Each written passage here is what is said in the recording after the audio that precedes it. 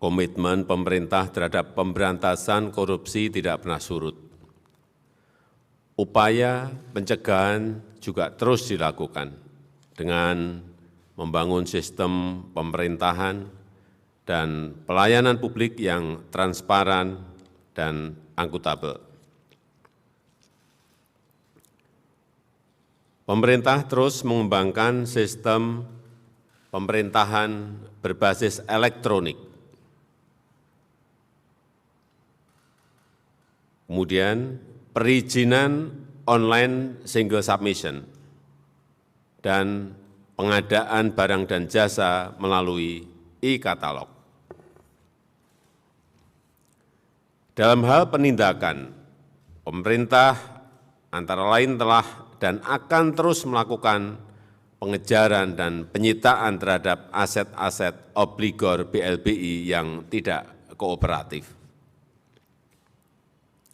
Aparat penegak hukum telah melakukan penindakan tegas terhadap sejumlah kasus mega korupsi seperti kasus Asabri dan Jiwasraya. Hal serupa juga akan dilakukan untuk kasus-kasus yang lainnya. Untuk itu, saya ingatkan kembali kepada aparat penegak hukum untuk memproses tindakan pidana tanpa pandang bulu dan tanpa tebang pilih.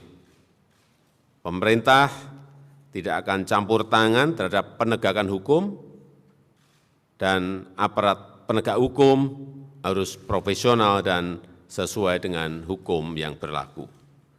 Pemerintah mengikuti secara cermat beberapa survei sebagai bahan masukan untuk perbaikan, antara lain Indeks Demokrasi Indonesia, Indeks Persepsi Korupsi, Indeks Negara Hukum, Global Competitiveness Index, dan lain-lainnya.